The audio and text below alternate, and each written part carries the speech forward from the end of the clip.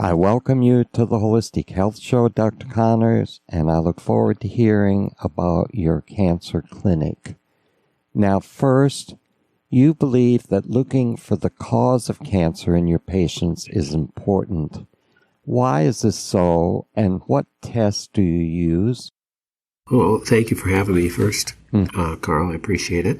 Right. So, there's always a cause to cancer. So, cancer, as you know, is one cell starting a rapid replication phase and reproducing more cells that are in a state of rapid replication. So something had to get in that cell and cause that to take place. Usually it's some sort of toxin or maybe a virus or fungus or something like that. So looking for the cause is important, because if you can come close to figuring that out and trying to treat that, then you're going to have a better chance of preventing cancer in the first place, or preventing its spread. Mm-hmm. And that's an important piece for what we do. For instance, if you look at the research for stomach cancer, for say, the statistics show that I think it's 90-some% of stomach cancer is caused by H. pylori, which is a bacteria that can reproduce strongly in the gut, can be part of our normal flora. It's not supposed to be present in the stomach because of the stomach acid helps keep that at bay. But when we have a decreased stomach acid, H. pylori could grow like crazy in the stomach. And once it gets into those cells that lie in the stomach, it is the number one cause of stomach cancer worldwide, according to the World Health Organization.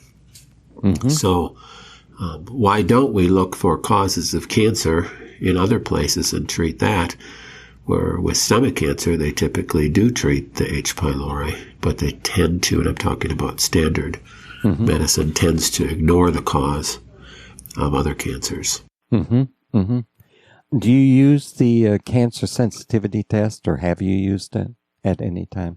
We don't. We have some patients that use cancer sensitivity testing before they come to us. Mm-hmm. We use kinesiology. We use genetic testing to help to get to those pieces. Mm-hmm. We find that those are fairly successful for us, helping narrow down our answers. Mm-hmm. Nothing's going to be perfect. Nothing's a perfect test. Even our gold standard tests aren't perfect, but you try your best to get to what you think is going to be the best for the patient. Dr. Forsyth in Reno, who did a lot with alternative treatments, and he used the cancer sensitivity at one point, but he's backed off on it now. He says it's not as effective as they thought it was initially. And right. I actually spoke to another colleague of ours that actually shared with me a couple of years ago that Dr. Forsyth actually stopped using that test because he didn't think the accuracy was up to snuff. Mm-hmm. And Dr. Sapa at the Acadia Clinic in Germany is on my cancer board, and he said that he had he'd never used it because he never thought that it was very effective. So, sure, it's something that at the time sounded really interesting and exciting, but I guess these things change. Well, part of the problem is that I think part of the problems is that you know, what works in a person's body is different than what's going to work in a petri dish. Mm-hmm. So it's, you hear, on Facebook or something that XYZ nutritional thing kills 97% of cancer cells. Well, if you put bleach in a petri dish with cancer, it's going to kill all the cancer cells, but you can't drink bleach. So, what works in your body doesn't always work what works in a test tube doesn't always work in the body. So it's a little more complicated than that. And what bothers me sometimes on Facebook is that they take the animal studies or the lab studies and then start saying it kills cancer Well, it hasn't reached the point of being tested on humans yet. It's just been tested Right. rats. So. Right. A mouse study doesn't always equate to a human study for sure. Right. You mentioned kinesiology testing in your diagnosing, and I thought that was interesting. Can you tell us a bit about that? So kinesiology testing is a form of muscle testing that we do in our office. I've been doing it for 35 years. It isn't perfect, and it certainly is dependent upon the practitioner. So I would never defend all people who do kinesiology. Mm-hmm. But it's an art form that needs to be mastered, and some people find themselves to be good at it, and some people really struggle with it. We've been confident. I believe it's a gift, and we've been confident that we've been successful with it. But again, there's human error in everything. Mm-hmm. But it can help narrow things down. Mm-hmm. I did a book recently to make money for my cancer foundation on preventing cancer, and I used dreams as a diagnostic tool because in my case, interesting. When I had lung cancer in 1974, I went to the doctor because I had a dream that told me to go to the doctor and have x-rays. And I've known other people that had dreams like this. So I feel that even though it's not accepted by traditional medicine, that there are those people that receive guidance through their dreams. So I included that.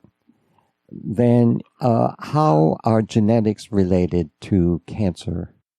Well, there's very few cancers that have a specific genetic cause. Mm-hmm. However, looking at a person's genetic pathways can really help point to helping a person gain health, whether they have cancer or anything. Mm-hmm. So there are tumor suppressor genes. Those are genes that we have in most of our cells that if a cell goes into rapid replication, quote unquote cancer, the tumor suppressor genes kick on and help kill that cell. Mm-hmm. That's what your tumor suppressor genes are. And people can have defects in multiple tumor suppressor gene systems and be more susceptible to getting cancer. So some familial cancers can be because familially you have inherited defects on specific tumor suppressor genes. Therefore, your risk of a certain type of cancer can go up. That you inherit from your parents, but that still isn't the cause. Mm-hmm.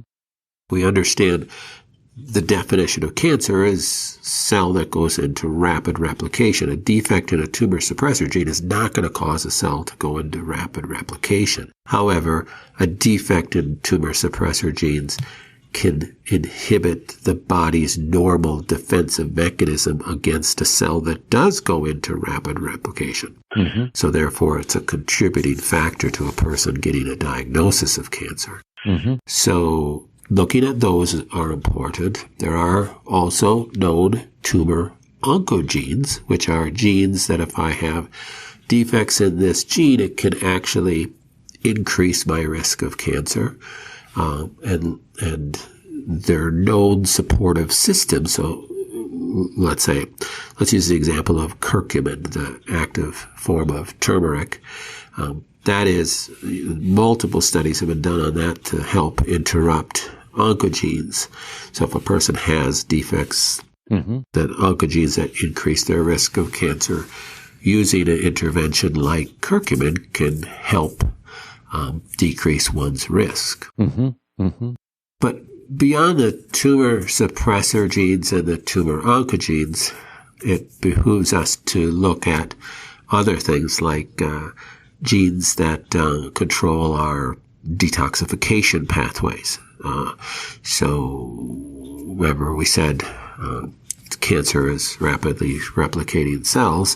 What caused that in the first place? Well, it's something that got inside the cell that interrupted that replication cycle at the nucleus and allowed rapid replication to take place. Well, how can that be? Well, it can be toxins that are not getting out of my body. So I could eat really well and try to eat organic and stay away from additives, colorings, chemicals, toxicities. But regardless, we live in this world and we're exposed to air pollutants and, chemicals. My shirt is not dyed with blueberries, and there's carpeting on the floor, and there's gasification of different chemicals that I'm breathing in, and my liver is working overdrive to try to get rid of all these toxins that I'm exposed to, even if I'm trying to eat a clean life, live a clean life. So these liver detox pathways have to be healthy. Mm-hmm.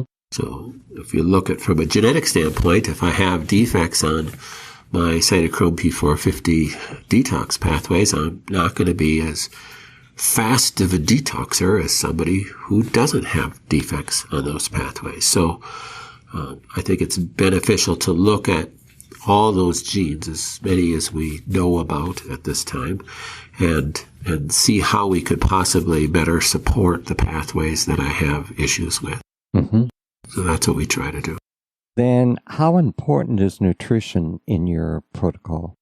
Well, nutrition is extremely important. So when you look at somebody with cancer, cancer has to have a fuel source. It's because this is rapidly replicating cells at very high metabolic rate. It needs a fuel to continue to do that, to continue to make energy to do what it needs to do to grow. So then you have to look at you trying to cut off that fuel source. So cancer will typically commonly be fed through glycolysis, through breakdown of sugar. Mm-hmm. So looking at a person with a diagnosis of cancer should instantly cut way back on their sugar intake, or cut back on their carbohydrates. But also cancers can be fed through proteins, through amino acids, methionine and glutamine and leucine. And so looking at cutting back on animal proteins typically is what we look at too. So what we call a mixed diet. If I don't know, how do I know if my cancer is fed mainly through glycolysis or mainly through proteins?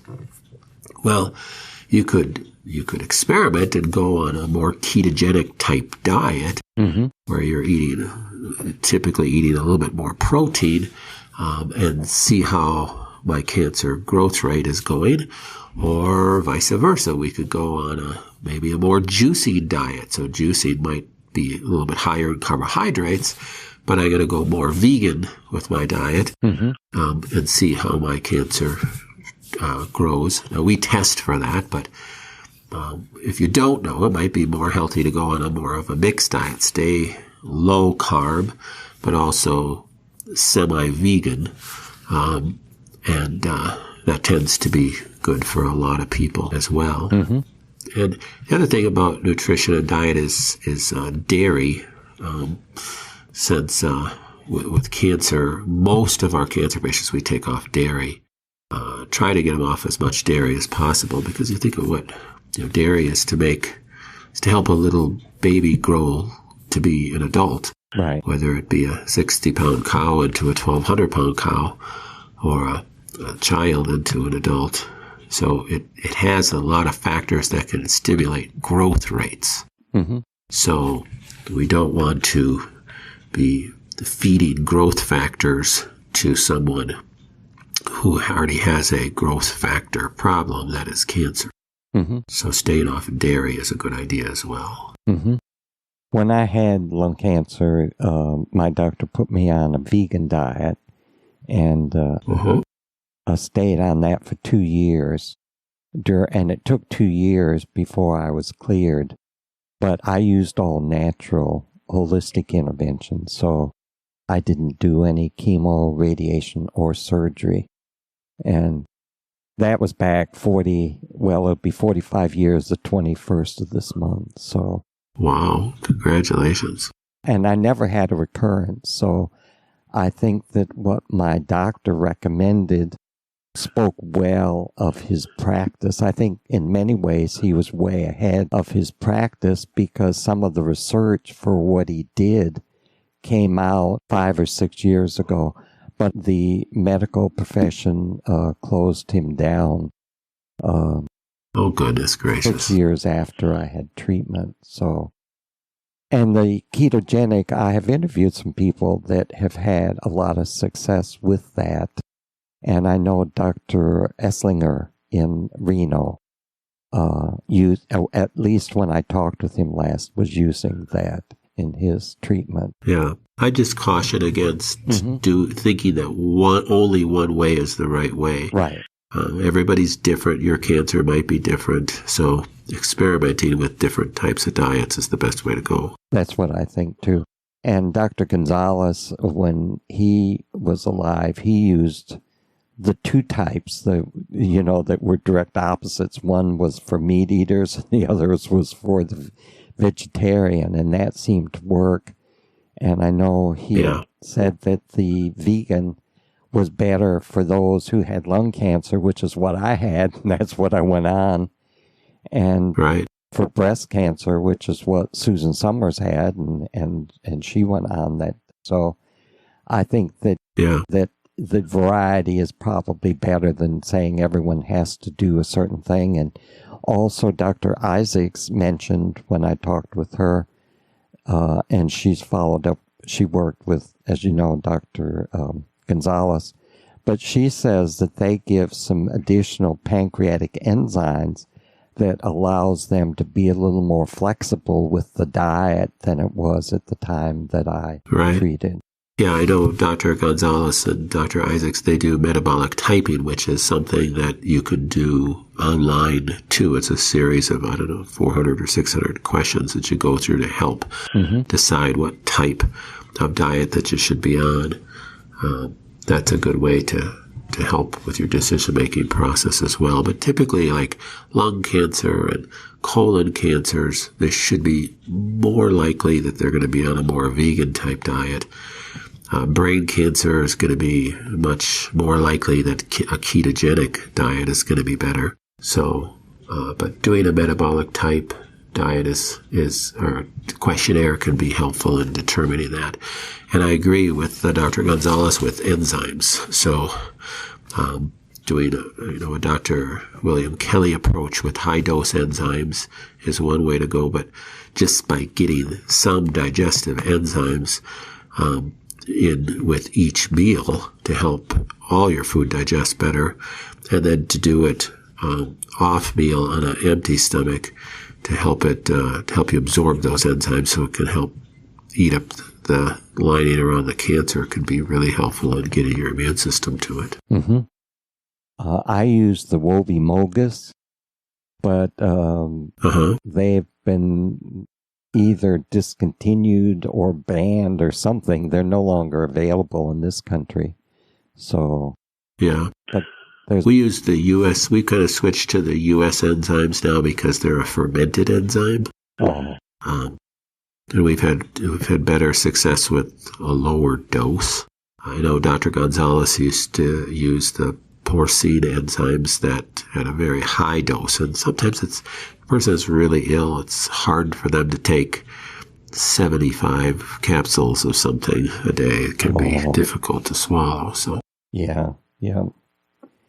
then, Dr. Connors, do you recommend immune builders to your patients? Oh, absolutely. That's a key piece because it's your immune system that ultimately has to do the job to kill the cancer. So you by changing your diet, you're helping your immune system and you're taking pressure off your immune system because, a poor diet puts a lot of stress on your immune system. You're firing an immune response against antigens, foodborne antigens. So if you can calm that whole response down so your immune system can focus on killing the cancer, that's essential. But you have to use immune boosting things. You could call them cancer killing nutraceuticals. People call them natural chemotherapies, but it's really just things that are going to help boost that person's immune system to help attack the cancer. Mm-hmm. And there's many different ones out there. And again, we test for what's going to be best for the person so that they're not on too many things. Mm-hmm. Mm-hmm.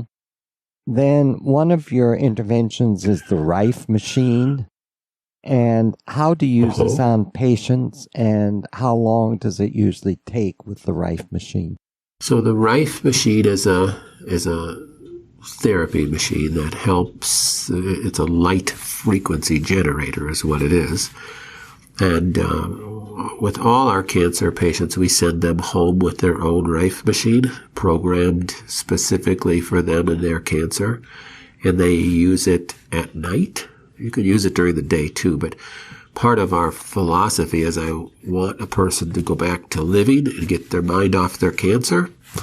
And one of the things that can help that is let's make a big part of your treatment be done while you're sleeping. You got to sleep anyhow. Mm-hmm. So we program it for use at night, a little bit different program every night of the week.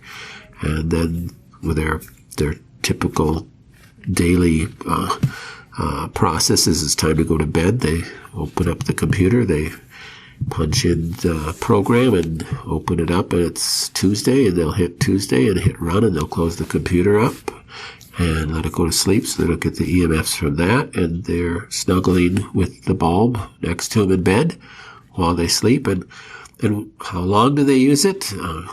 Question everybody asks, how long do I have to use this? And we just say, just keep using it forever. Mm-hmm. You know, you don't necessarily have to use it every night forever once you feel like you've kind of overcome your cancer. But you always have cancer cells in you, whether you have a diagnosis of cancer or not. So you want to be constantly conscious of taking care of yourself.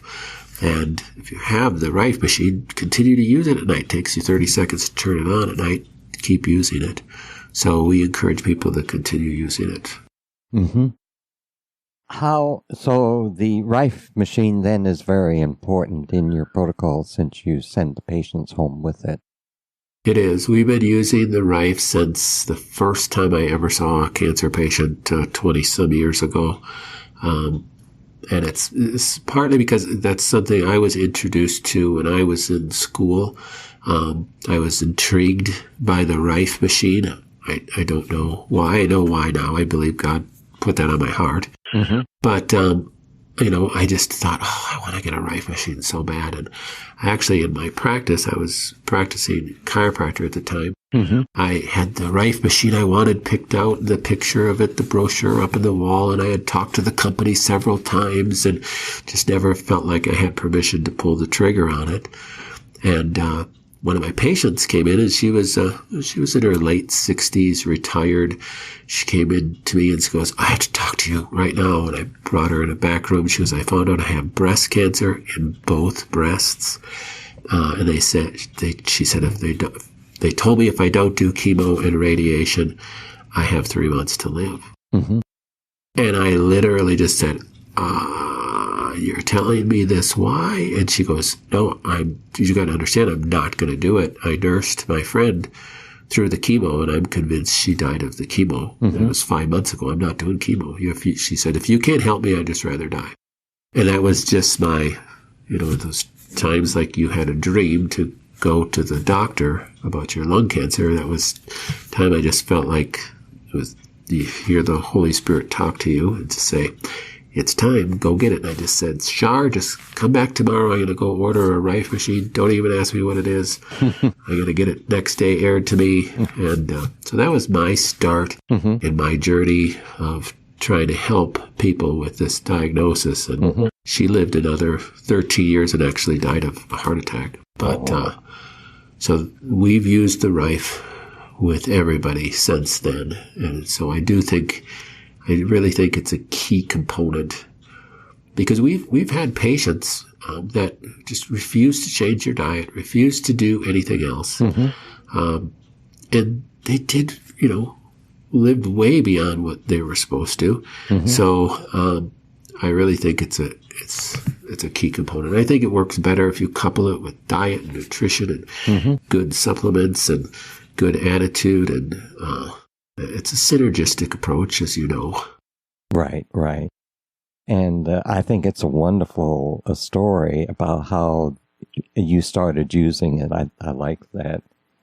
And so you send the patients home with the Rife machine, and do you sell these to other people, or do you know reliable sources? Because like you, I've sort of wanted one for a long time, but I know that there's a lot of them out there that aren't really reliable. And then there was something I read called Spooky or something or other that was being given away free, but I was a little leery of that. And so I was wondering if you sell them. Yeah, there's only 2 brands that I would put my name behind. Mm-hmm. Can I mention them on this? Yeah. Uh-huh. Okay, so the True Rife brand, we use that, and the GB4000, we use that. So those are the only 2 that I would really recommend. And if a person comes to us and they have any other kind and they say, can you use this? I say, no, you need to get one of these 2. Mm-hmm. The GB4000 has benefits over the True Rife in that it has more power. The True Rife has benefits over the GB4000 in that it's much easier to program and get very specific with it. And it's much more user-friendly. And it's much more durable, too. They just don't break down as much. So there's benefits to both. They're both good machines. They're both good technology. And do we sell them? Yes and no. We do sell programmed Rifes for people, but if a person's like, I just want a Rife to use for my family, then we just tell them to go to the company and buy them. If they want it specifically programmed for their problem, then yes, we do that. And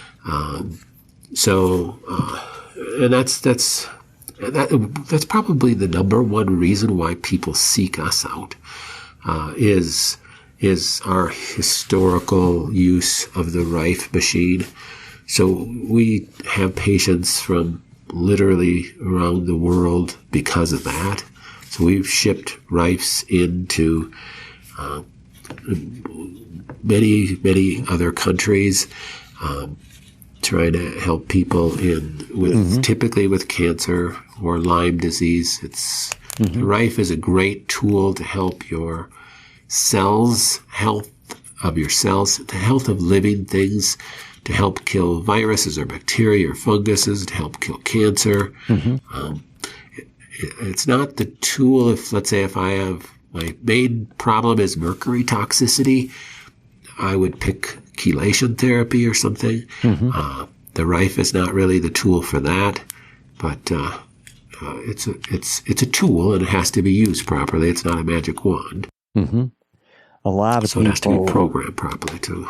Yeah, a lot of people on Facebook are interested in that and the Rife machine. And also there is a group that I was invited to join. And so I recently joined it. And that's all they do is talk about the Rife machine. I don't have a lot of free time to get there to, check it out very much. But it's something I've been interested in for a long time.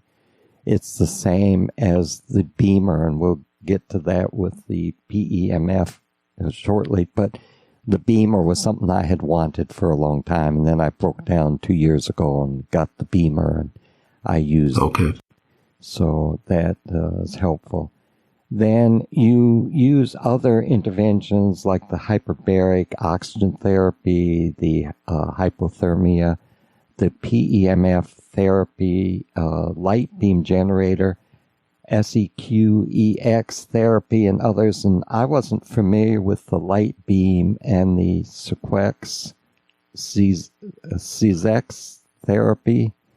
Can you? So the Sequex is equivalent to the Beamer. Oh, is it? It's a low frequency PEMF. Oh. So it's very similar to the Beamer. The advantage that the Sequex has over the Beamer is that you can program it specifically for specific frequencies. that's the only advantage. But otherwise, it's almost identical as far as the Gauss output of the beamer. The light beam generator is another form of Rife, but it's set frequencies that you can't program. Mm-hmm. So it's only set on a human body frequency. So that would be more beneficial for lymphatic detoxification. Mm-hmm. Mm-hmm. So to help get lymph moving, that's what the light beam generator would be good for. If somebody said, "Oh, I have cancer, I'm thinking of buying a light beam generator, should I?" I'd pick, that would not be my first pick. Mm-hmm. But it has has benefits to it. Mm-hmm. And then the PEMF that we use is a pulse brand, which is a high frequency PEMF, high impulse PEMF. It's very strong. It has advantages over the beamer and Sequix for certain things. Mm-hmm. They're just really different tools, and you'd kind of use them a little bit differently depending on what you're trying to achieve. Mm-hmm.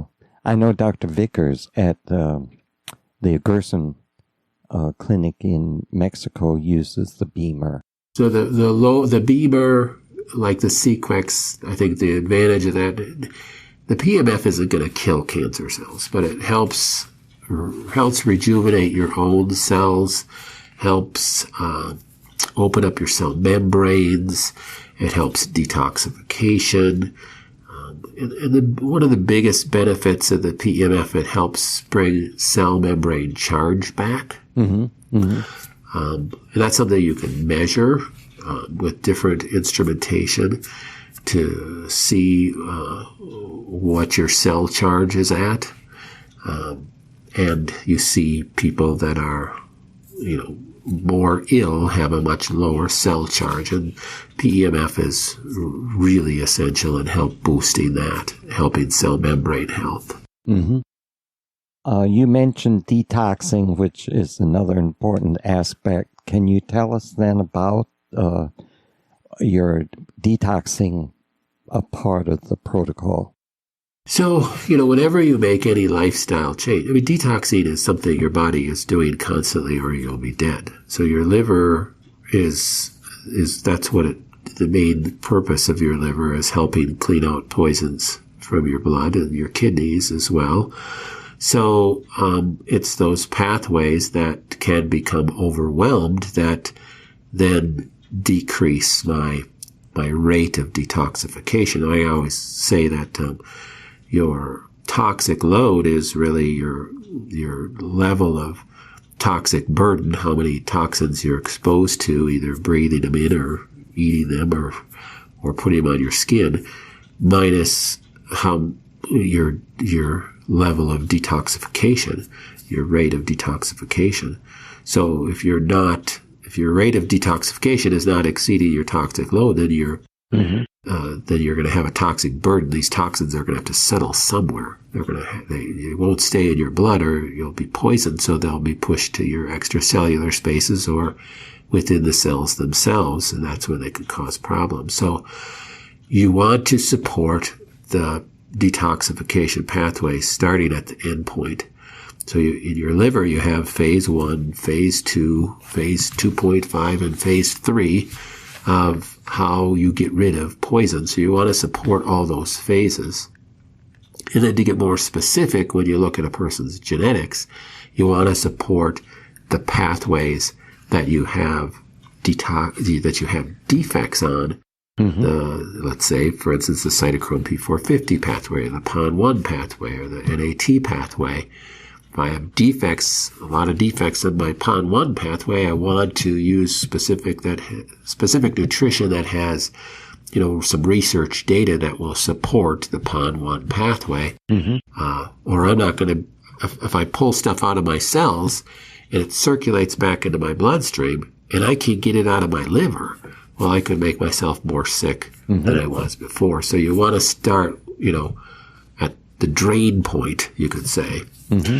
And the drain point can even be further down. If a person's constipated, they're going to be reabsorbing those toxins. So you got to make sure their bowel habits are up to snuff, using coffee enemas if you have to help the liver and help with constipation issues, supporting those specific genetic pathways, supporting phase 1, 2, 2.5, and 3, and then start helping support cellular detoxification.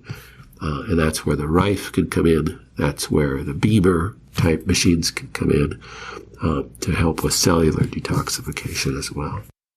Do you advocate the sauna at all? Sauna? Oh, absolutely. Because the sauna helps, bypass the liver and kidney, basically, because you're using the skin as your portal of detoxification. So excellent. We really push people to sauna if they can. It just takes one more pressure off of your liver for sure. You mentioned earlier about different ways that you diagnose, and you mentioned it almost was like an approach of guidance that you receive. And I love that you include the spiritual aspects, because I believe that the holistic approach is the approach that will prevent recurrences. So can you tell us about this aspect of care that you incorporate, the spiritual aspect? Well, regardless of a person's faith, and we're not, purposely trying to proselytize anybody to my Christian belief, but you have to have a level of desire to get better. And you have to also, I just think with any disease process, okay, so I have a diagnosis of cancer, you have to be introspective enough to go, is it something in my psyche that was at least a part of the cause? Was it, repressed thoughts or suppressed, past trauma? Is it current emotional stress that I'm dealing with? You have to ask those tough questions of yourself and be introspective enough to be honest with yourself, to get into a healthier place. And from our Christian belief, I believe you need to ask God those things. Ask the Holy Spirit to reveal to you, like the Bible says, Lord, if there be any wicked way in me, please tell me, show me. Because sometimes our flesh can easily cover it up, in a lot of ways. So we need guidance to have that be uncovered. And that's the benefit of honest friends and multitude of counselors around you that can maybe reveal things in you that you don't see yourself. So being introspective, I think, is important. But also, on that same side, be careful not to be too introspective. We can easily go into the blame game, where we blame ourselves and kind of beat ourselves up as well. And that, depending on your personality type, that could be the problem right there too. So, then the other big thing that we try to share with our patients is most people, when they get a serious diagnosis, they go through different phases of grief, you could say. I really believe, doing this for as many years as we've done this with as many patients as we've had, the ones that can get to the point of, well, this is a blessing too, and that, praise God for my cancer, because if it wasn't for my cancer, I wouldn't look at life the way I'm looking at it right now. I wouldn't value every sunrise. I wouldn't enjoy my grandkids the way I'm enjoying them right now. I wouldn't, and on and on and on like that. I think at least historically in my practice, the people that get to the point where they're not mad at the cancer anymore, angry at, you see these bumper stickers that say, cancer sucks, or worse than that language. I know you have to kind of go through that, maybe. But I think you have to come out the other side of that and go, there was a purpose in this too. And I can see the good in this as well. And those are the people that we've seen do the best and have the best quality of life through their cancer as well. Because if you're just going to be angry and bitter because you have cancer and die in that state, I don't think that was good for anybody. So I think that's important. So we try to encourage people. Everybody's got to walk their own walk through that, but we really try to encourage people through that.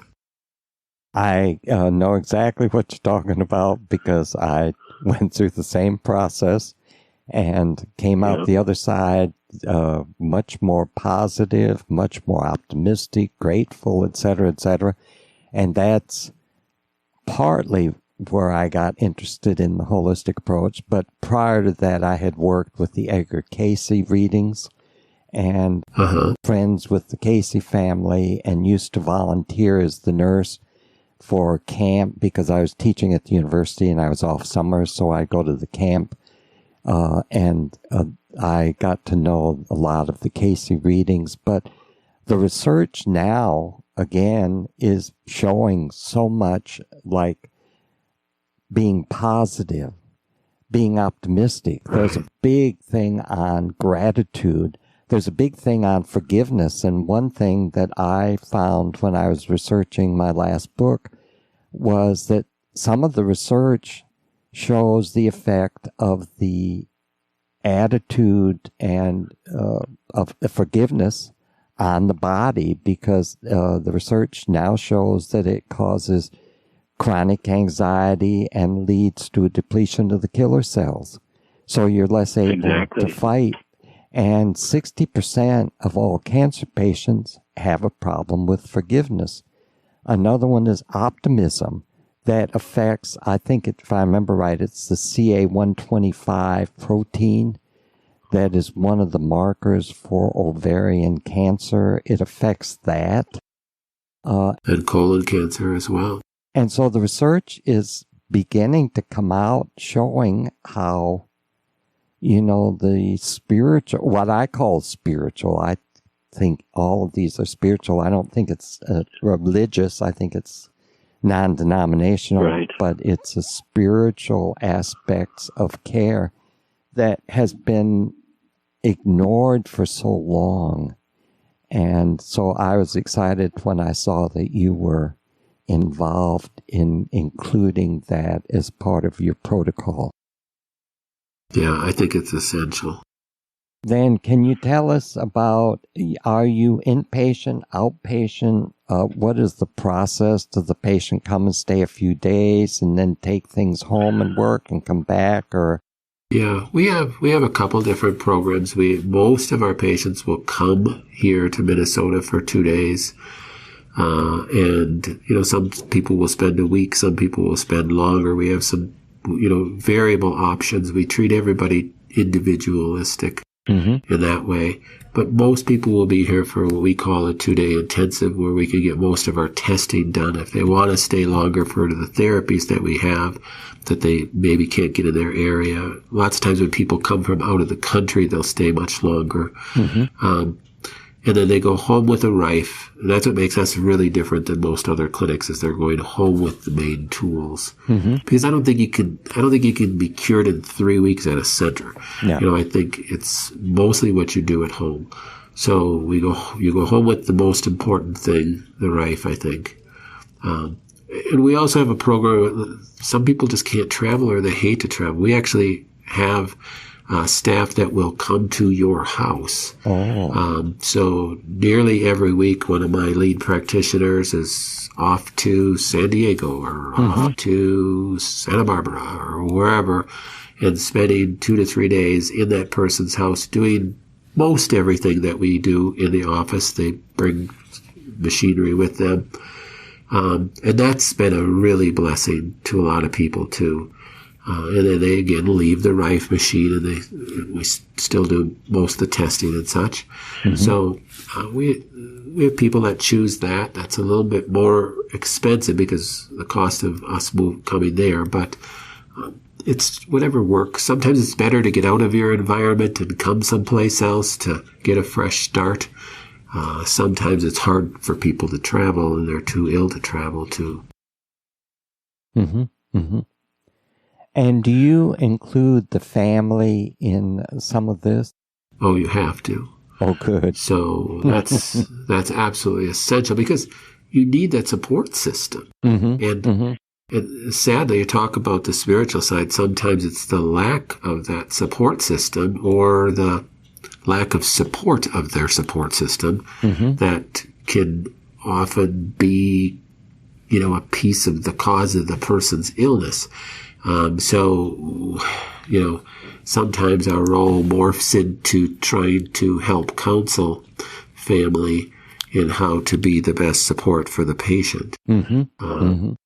But the family has to be a part of that caregiving process. I think it's healthy for them as well to learn how to best help somebody else. There could be a healing process in that too.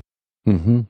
That's wonderful. I know I took a group of students to the University of West of England in Bristol.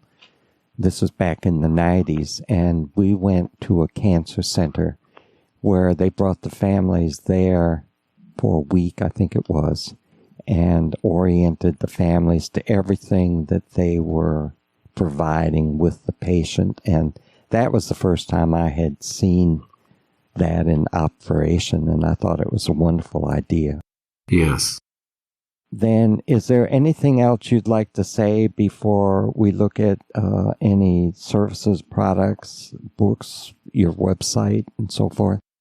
It was just that we, try to have, I feel like what we do is a ministry. We have to charge for our service because I have staff to pay and bills to pay. But our information, we try to give as much away as possible. We offer, I offer my book as a free download. I offer, we have probably 400 videos on YouTube. We have 300 plus, maybe 400 blog pages with valuable information, and lots of them with videos on them, hundreds of pages of website and other books on Lyme and autoimmune disease as well that are mostly free downloads as well. So we try to encourage people. We get people that many times will call us that they're living on $700 a month Social Security. They don't have money for anything. We just try to at least get on our newsletter list. It'll give you a bunch of self-help. Download our book for self-help things you can do.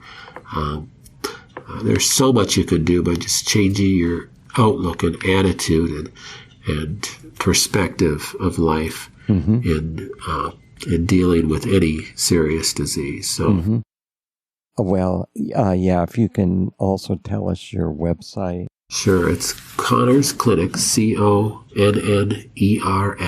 Clinic, ConnorsClinic.com, or you go to Connors Clinic /books, where you can download our book for free. But on our website, you'll see the links to the books. You'll see just a bunch of information on everything that we spoke about today. And I like to make videos because, I guess if I had another life to live, I'd be a teacher. I like to teach.